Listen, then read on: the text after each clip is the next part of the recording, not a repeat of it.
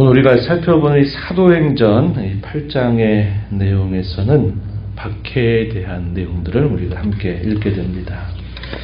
처음에 예수님께서 승천하시기 전에 약속하신 것을 기다리라 말씀하시고 그 약속 가운데서 성령이 너에게 임하시면 너희가 권능을 받고 예루살렘과 온 유대와 사마리아와 땅끝까지 이르러서 내 증인이 되리라 하는 그런 말씀을 주셨는데, 이 박해가 하나의 이런 하나님의 말씀이 이루어지는 큰 수단이 된다 하는 것을 이 사도행전 8장은 우리에게 잘 보여주고 있습니다. 예루살렘 교회주를 중심으로 해서 사도들이 계속적으로 복음을 전하고 많은 사람들이 예수 그리스도를 믿고 그들이 새 사람이 되고 그리스도인이 되어서 예루살렘 교회가 많은 부흥과 성장을 이루어가는 역사가 있었습니다. 그런데 우리가 살펴본 것처럼 이 예루살렘 교회에 7명의 일꾼을 세우고 또 그 가운데서 스데반이 민간에 복음을 전하면서 또 그 복음 전파에 성령의 역사가 함께하면서 놀라운 기적과 표적이 일어납니다. 그래서 그 일로 인해서 회당에서 이 스데반과 유대주의자들 간의 이런 논쟁, 변론이 벌어지게 됩니다. 그런데 이 스데반의 변론을 당해내지를 못합니다. 성령이 충만하고 지혜가 충만한 스데반의 말을 당해내지 못하니까 이 유대교에 있는 사람들이 어떻게 하느냐면 거짓된 고소를 해서 사내들인 공회에 또다시 그를 고소를 하게 됩니다. 그래서 이 사내들인 공회에 서서 거짓된 고소들에 대해서 스데반이 변론하는 내용들이 사도행전 7장에서 소개됐는데 그 유명한 스데반의 설교의 내용입니다. 재판석 상에서 그가 하는 변론이 곧 복음을 전하는 일인데, 그가 하는 그 설교의 내용은 구약시대 전체를 꿰뚫으면서 구약시대 전체가 바로 나사렛 예수 그리스도의 이 죽음과 부활을 분명히 예언하고 있다는 사실을 설교한 내용입니다. 그 내용을 들었던 무리들이 마음의 찔림을 받지만 그 마음의 찔림을 통해서 회개하고 돌이킨 것이 아니라 마음이 더욱더 완강하고 강팍해져서 이 스데반을 끌어다가 돌로 쳐서 죽이는 악한 일을 행하게 된 것입니다. 그 일로 인하여 스데반은 죽음을 당하게 되고 그 죽음과 함께 교회를 향한 박해가 대단히 거세지는 그런 모습이 펼쳐졌습니다. 사도행전 8장 1절 말씀에 보면 그 무리 가운데 사울이 있었어요. 당시에 젊었을 것입니다. 사울이 이 스데반이 죽는 것은 너무나도 마땅한 일이다 이렇게 여겼다고 표현했습니다. 그 일과 함께 이 사울이 이 박해의 선도주자가 돼가지고 이 예루살렘에 있는 많은 신자들을 계속 박해하고 그들을 잡아다가 감옥에 가두는 일을 하게 된 것입니다. 1절 하반절 말씀에 보면 예루살렘에 있는 교회에 큰 박해가 있어 사도 외에는 유대와 사마리아 모든 땅으로 흩어지니라 이렇게 말했습니다. 그 전까지 우리가 살펴본 것처럼 사도들은 사내들인 공회에 소환이 돼서 법정에 선 일이 있었습니다. 그래서 그 박해의 내용들이 주로 지도자들을 향해서 박해가 일어났습니다. 그런데 이 스데반이 죽고 난 직후에는 이 박해가 일반 신자들에게까지 이 박해가 크게 닥치게 된 겁니다. 잡아넣고 감옥에 가둔 일들이 막 일어나면서 예루살렘 교회의 지도자들, 사도들 외에는 다 그 많은 신자들이 곳곳으로 흩어질 수밖에 없는 그런 큰 박해가 일어나게 된 것입니다.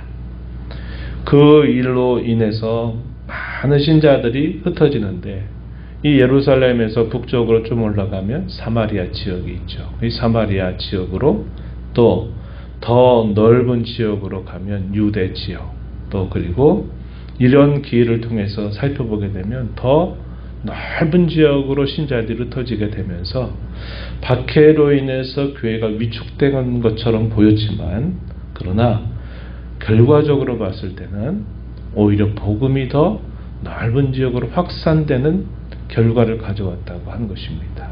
그래서 우리가 앞에서 살펴본 대로 교회를 향한 이 박해가 신자들의 마음을 하나로 묶고 더 하나님 앞에 간절하게 기도하게 하면서 교회는 계속적으로 믿는 자들의 수가 늘어나는 그런 기적들이 일어나고, 또 박해가 더욱 거세져져 일반 신자들에게까지 이 박해가 닥치게 되므로 또 이 성도들이, 이 신자들이 흩어지게 되는 곳곳에 흩어져서 나사렛 예수, 그분이 바로 구약에 예언했던 선지자들의 예언을 따라서 그분이 죽으시고 다시 사셨다, 그분은 살아계시다라는 사실을 증언하면서 이 복음이 더 넓은 지역으로 확산되고, 복음의 전파와 함께 주님의 교회는 또 그곳에 세워지게 되는 역사가 일어난다는 것을 보여줍니다. 그래서 이것이 하나님께서 친히 이런, 겉으로 볼 때는 이런 박해로 인해서 많은 어려움을 당하지만, 그런 하나님의 더 크신 섭리는 이런 박해를 통해서 오히려 주님의 교회가 더 넓은 것으로 확장되도록 이끌어 가시는 것으로 사용하고 계시다 하는 겁니다. 그래서 예루살렘 교회의 핍박으로 인해서 복음이 넓은 지역으로 확산된다 하는 것을 보여주고 있다는 겁니다. 그런 가운데서 이 7명의 일꾼 가운데 빌립이라고 하는 사람이 어떤 일을 했는지, 이 사마리아를 중심으로 해서 복음을 전하고 또 가사 지역으로 해서 더 넓은 곳으로 이 빌립이 옮겨가면서 그곳에서 계속적으로 하나님의 복음을 전하는 그런 역사가 일어나게 됨을 보여줍니다. 8장 4절에서부터 마지막 절 이런 내용은 이 빌립의 전도에 대한 이야기가 기록이 됩니다. 흩어진 사람들이 복음을 전하는 중에 빌립이 사마리아 성에 내려가서 예수 그리스도를 그곳에 있는 사람들에게 증거합니다. 이 증거와 함께 또 성령께서 함께 하셔서 표적이 나타나면서 귀신자들이 쫓겨나가고 병자들이 치유를 받는 일이 일어나면서 이 사마리아 성에 큰 기쁨이 있게 되었다, 이렇게 말해 줍니다. 본문 8절 말씀에 그렇게 표현되어 있어요. 때마침 그 성에서 많은 사람들에게 인정받고 또 많은 사람들에게 추앙을 받는 한 인물이 있었습니다. 그가 바로 시몬인데, 이 사람이 마술사 시몬이다, 이렇게 기록이 되어 있습니다. 근데 이 사람은 사람들에게 여러 가지 속임수를 써서 뭔가 능력이 자기에게 나타난 것처럼 사람들에게 알려진 인물이지만, 빌립이라고 하는 사람이 등장하더니 이 사람이 말하는 그 말에는 자기가 할 수 없는 놀라운 능력들이 나타나는 것을 보게 된 겁니다. 그래서 자신도 그 가르침을 받으면서 믿는 신자가 되기를 바랐던 것입니다. 12절 말씀해 보시면 빌립이 하나님 나라와 민 예수 그리스도의 이름에 관하여 전도함을 그들이 믿고 남녀가 다 세례를 받았다. 그랬더니 시몬도 믿고 세례를 받은 후에 전심으로 빌립을 따라다녔다. 또 표적과 큰 능력을 보고 계속 놀라면서 이렇게 따라다녔다고 이야기하고 있습니다. 참 좋은 태도죠. 여기까지는 좋은 태도입니다. 되게 이런 식으로 반응하지 않아요. 그죠? 내가 여태까지 사람들에게 인정받고 나를 사람들이 추앙했는데, 이 낯선 사람이 우리 이 지역에 들어오더니 저 사람이 어떤 일을 하는 것에 대해서 많은 사람들이 따라가는 걸 보면 이 시기와 질투, 미움이 따라오게 되어 있습니다. 그런데 이 시몬은 그런 태도는 갖지 않았어요. 자기도 열심히 따라다니면서 또 믿고 세례를 받았다, 이렇게 표현되어 있습니다. 한편 이 사마리아 지역의 복음의 전파와 함께 많은 사람들이 믿게 되니까 이 소식이 예루살렘 교회로 알려져서 예루살렘 교회에 기둥같이 있었던 이 베드로와 요한을 파송합니다. 그래서 이들이 이 사마리아 지역에 가니까 많은 사람들이 예수 그리스도를 믿는 일을 보면서 그들을 위해 기도했더니 성령께서 그들 가운데서도 강림하시게 되면서 또 그들 가운데 놀라운 이 성령의 역사가 일어나게 된 것입니다. 시몬이 이걸 또 지켜보더니 그 사도들의 기도와 함께 성령 강림하는 것을 보고 이런 특별한 상황들을 보니까 이 시몬의 또 마음에 욕심이 생깁니다. 어떤 욕심이냐? 사도들에게 돈을 줘서 그 돈을 받고서 자기도 안수를 받게 되면 이 빌립과 같이 행하는 이런 놀라운 일들이 자기를 통해서도 나타나리라 하는 생각을 한 겁니다. 그래서 말하기를 자기에게도 성령을 받게 해달라 이렇게 요청을 합니다. 그런데 그의 마음은 돈을 주고서 마치 이 성령의 강림의 선물을 자기가 받는다라고 착각을 한 것입니다. 그 일로 인하여 사도들에게 큰 책망을 받게 되면서 그 사도들의 책망이 자신에게 임하지 않게 해달라고 간청하는 모습이 나타납니다. 결과가 어떻게 됐을까요? 결과에 대해서는 아무런 소개를 해주지 않아요. 그러나 분명한 것은 이 하나님의 역사나 성령의 선물은 결코 돈으로 살 수 있는 일이 아니다. 자기의 이기적인 그런 목적을 위해서 그렇게 하는 것이 결코 하나님의 뜻이 아니다 하는 사실을 우리가 잘 기억해야 된다 하는 겁니다. 이런 내용들이 소개가 되고 그러면서 이 사도들이 이곳을 쭉 다니면서 지켜보고 다시 돌아가게 되고 이 사마리아에서 복음을 전했던 이 빌립은 주의 성령의 인도하심을 따라서 지역을 좀 다른 곳으로 옮겨갑니다.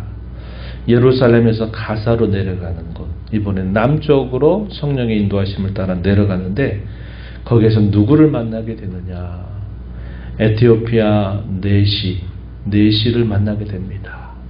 에티오피아라고 하는 나라의 국고를 맡은 아주 중요한 중책을 맡은 사람이 때마침 오순절이 되면서 예루살렘을 방문했고 그도 이방인 출신이지만 하나님을 경외하는 사람이었다는 사실을 알게 됩니다. 그러면서 그가 돌아가고 있는 중에 때마침 이 빌립을 하나님이 만나게 하신 겁니다.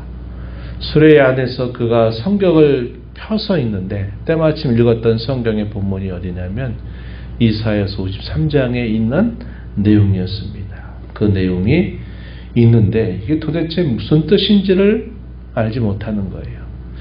빌립이 그를 만나서 어디를 읽느냐 그랬더니 이 말씀을 읽는다는 겁니다. 이 뜻이 무엇인지를 알겠느냐라고 물었더니 나를 가르쳐주는 사람이 없는데 내가 어떻게 깨닫겠느냐 이렇게 무슨 말합니다. 그러자 빌립이 이 일을 통해서 구약 성경을 통해서 쭉 그 구약의 예언의 말씀이 바로 예수 그리스도를 나타낸다고 하는 사실들을 풀어주게 된 것입니다.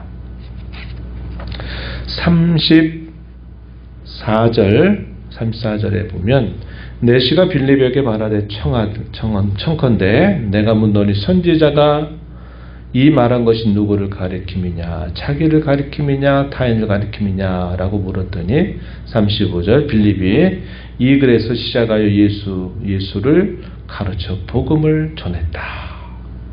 그랬더니 이 내시의 마음이 감동을 받고 또 감화를 받게 된 겁니다. 그러면서 가는 물가 곁에 지나가면서 내가 이 사실을 내가 믿으니 나에게 세례를 달라라고 요청을 하면서 그가 세례를 받고 그 일로 인해서 빌립은 또 다른 곳을 따라서 복음을 계속 전하러 옮겨가게 되고 이 내시는 이 일로 인해서 그의 심령에 기쁨과 즐거움이 가득했습니다. 그것을 가지고 자신의 나라로 돌아가게 돼요. 이 일이 하나의 중요한 계기가 됐을 겁니다. 높은 관직을 맡았던 사람이 에티오피아에 가서 자기가 알게 된 예수 그리스도를 전하게 되면서 에티오피아가 기독교에 또 좋은 영향을 받는 그런 계기가 됐다는 것을 우리가 알게 됩니다. 우리가 이 말씀을 통해서 박해라고 하는 것이 그 자체로서는 많이 어려움을 가져다주고 큰 또 고통을 가져다 주는 것이 사실이지만 하나님이 이 박해라고 하는 것을 하나의 수단으로 삼아서 오히려 하나님의 역사를 더 이루어가고 계시다는 사실을 우리에게 보여줍니다. 우리 성도 개인에게 있어서도 이러한 말씀은 분명히 적용되는 말씀이죠. 우리의 삶 속에 고난과 박해와 또 여러 시련들, 믿음을 가지고 살면서 믿음을 가지고 살려고 하는데 닥치는 여러 그런 어려움들이 있을 때 그때는 힘들지만 또 하나님께서 그것을 통해서 역사하시는 그의 역사가 반드시 있다는 겁니다.